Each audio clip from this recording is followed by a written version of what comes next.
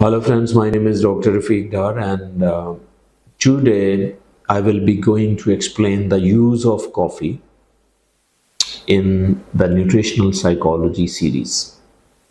As you know, I have introduced 3 W's model of nutritional psychology that indicates what you eat, when you eat, and who eats. These three things impact not only your physical health but also on your mental health.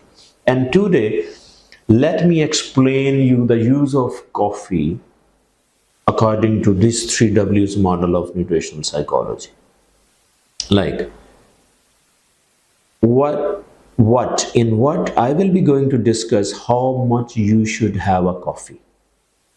How much? So I would recommend 2 standard cup of coffee in a day that are sufficient for you. 2 standard cup.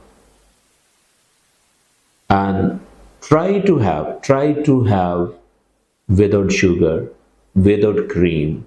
If you want to manage your weight, you should avoid creams and milk as well. I mean latte. So, ideally, coffee should be in black if you want to get a real benefit from the coffee because that will real constitute. Try to have a fresh coffee. You can have a coffee grains and then you can obviously prepare a fresh coffee. That is the ideal one. But if you go for the ready-made stuff, because it contains a lot of additives, food additives, preservatives. Obviously, that will have the less margin of beneficial things. So try to avoid all these things. But ideally, you should have a coffee from the fresh beans. So this is the what part of the coffee, how much you should take, and maximum I would recommend 2 cups. And then timings. Timing is really important.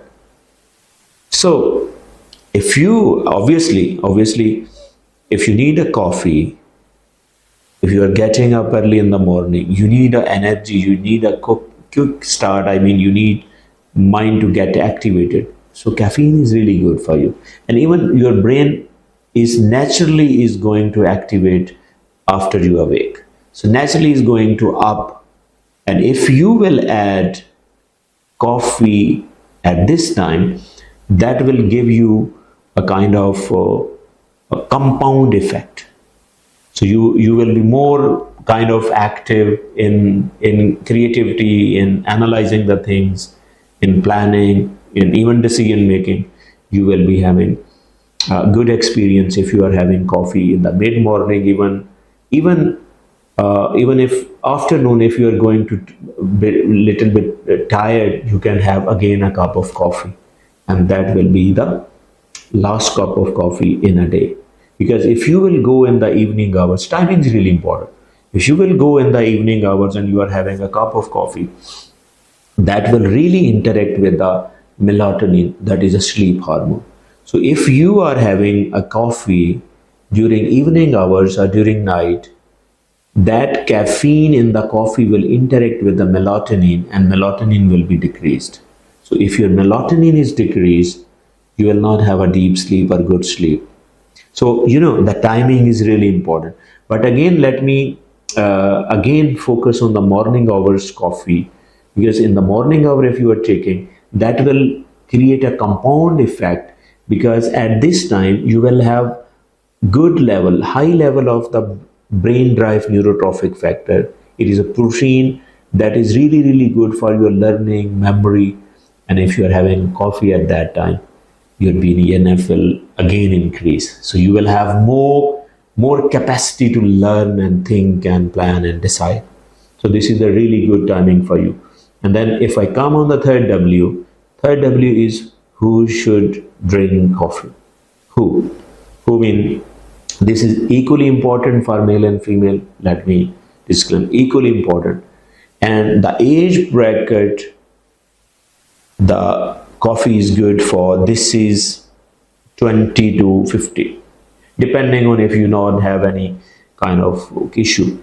But if you are recommending coffee to children, this is not good for them because their brain is fresh, it's again developing.